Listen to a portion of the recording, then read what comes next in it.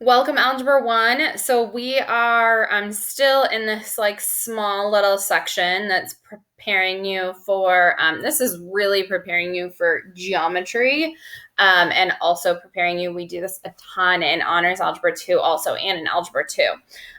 This is still actually part of 10-2, but I break it up because it's super important and we call this rationalizing the denominator.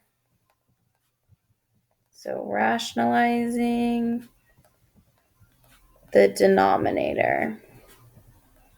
I know I don't have a handout for today, so hopefully you just have a piece of paper, you're writing it in your spiral. But we're just gonna, these are pretty quick notes for today. So that's that. So what rationalizing the denominator means is basically we can't have a radical in the denominator of a fraction. So I'm actually going to write that. There can never be a radical. And we're going to really just be focusing on square roots today in the denominator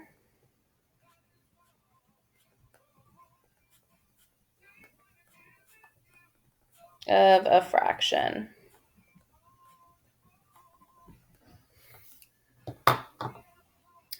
Okay, so what we actually do, so because we can't have that, and we're going to kind of do an example, or I'll show you like a big example and then do more practice. So to get rid of the square root in the denominator,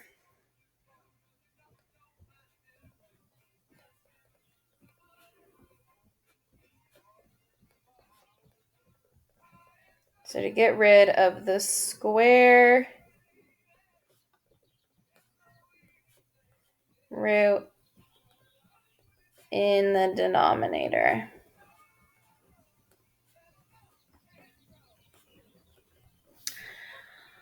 Okay, so what we're going to do, if I give you an example of, let's say, 2 over rad 7. So there's a square root in the denominator.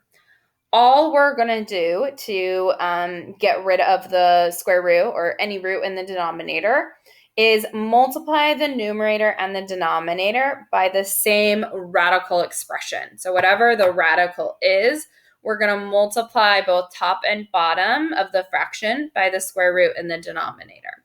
So my square root here is rad 7. So I'm going to multiply top by rad 7 and bottom by rad 7. I'm going to explain that. So we are, again, like I said, you're going to multiply every time top and bottom of the fraction by the root in the denominator.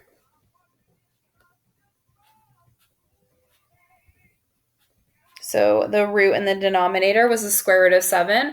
So we multiplied top and bottom by the square root of 7.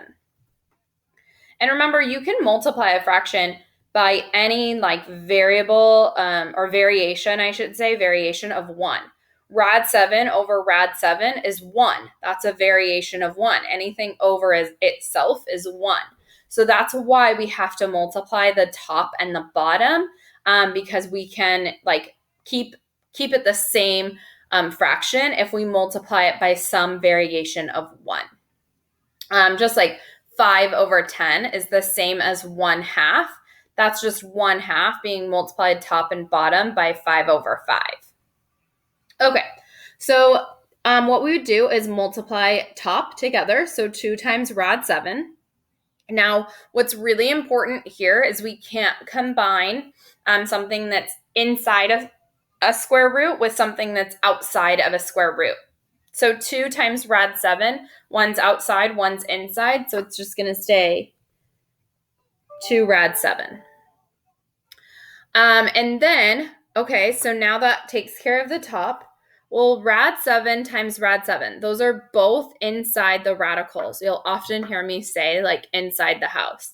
So if they're both inside the house like this, rad 7 and rad 7, we can multiply those together to get me rad 49.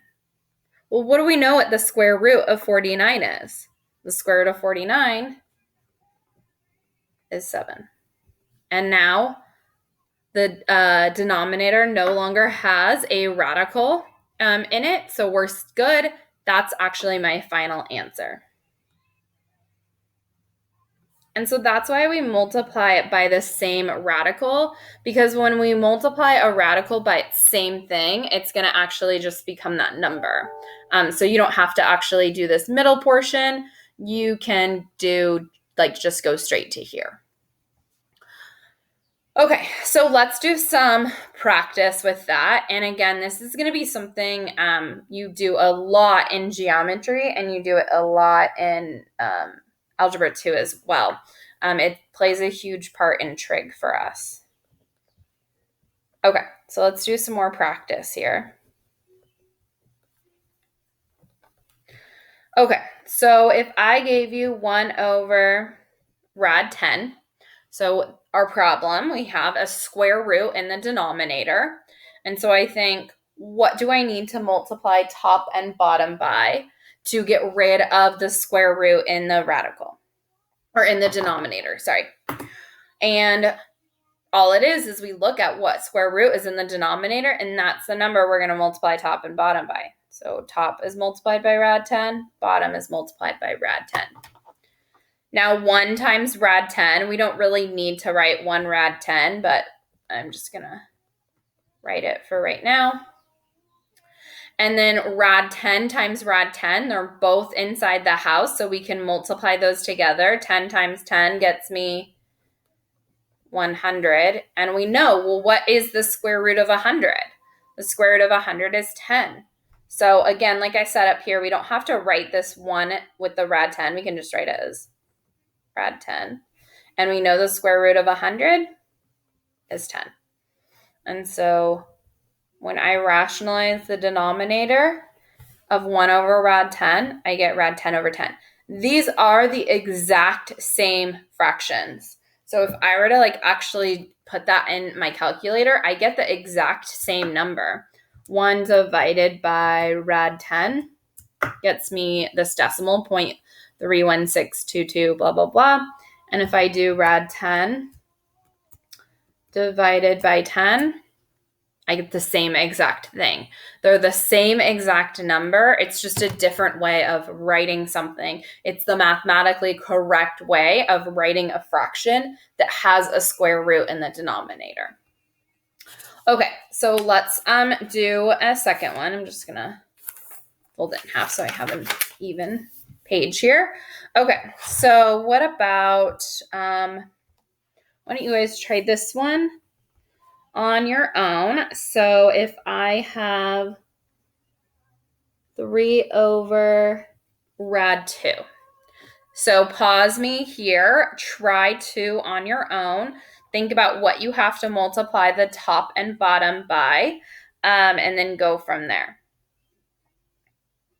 Okay, so you should be coming back, and you should have already thought, what do I need to multiply top and bottom by to rationalize the denominator by?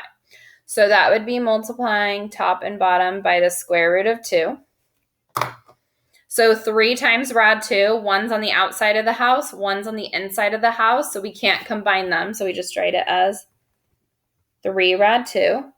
And then rad 2 times rad 2, they're both inside the house, so that becomes rad 4. And then we know, okay, the square root of 4 is a perfect square root. And so we can simplify it to be 2. Now, some of you guys are wondering, can I simplify, and it kind of is the same on 10, or on 1, sorry. Can I simplify this rad 2 and this 2?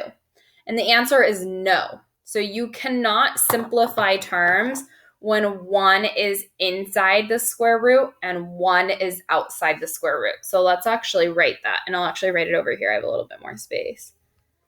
So you cannot simplify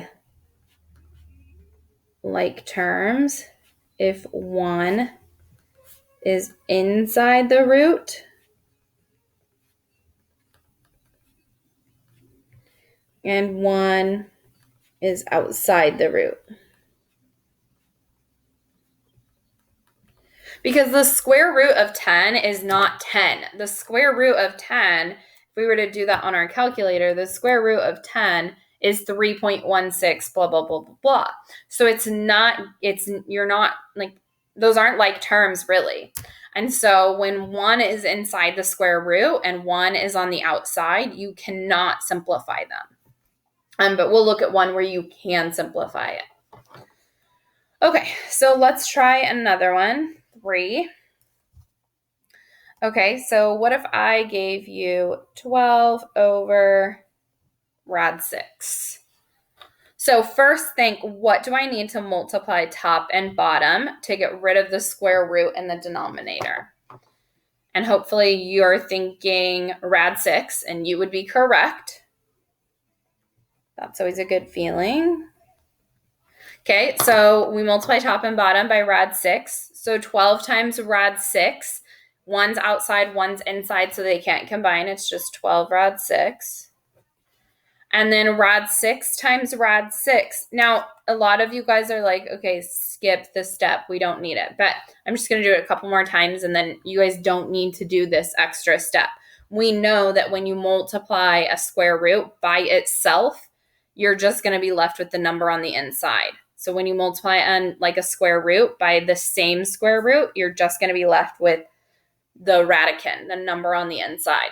So rad 6 times rad 6 gets me rad 36, but we know the square root of 36 is 6. Okay, so like I had said, you cannot simplify like terms if one is inside the root and one is outside the root. Well, what if they're both on the outside of the root, like the 12 and the 6? Those I can simplify. So 12 and 6 we know are both divisible by 6. So 12 divided by 6 is 2. 6 divided by 6 is 1. And so what this simplifies to be is 2 rad 6. So let's kind of make a note of that. So both the 12 and the 6 are outside the root.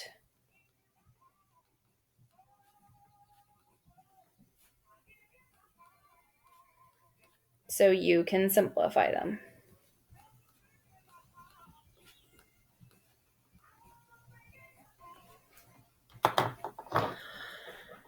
Okay, let's try another one. Okay.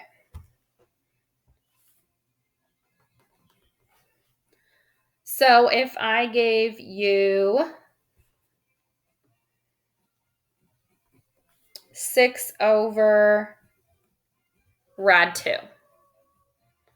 Okay, I want you guys to pause me here. I want you guys to try 4 on your own and see what you get, and then come back, check your work, make sure you're doing it correct. Okay, so hopefully you have already gone through this process, but I look at what's the denominator. It's rad 2.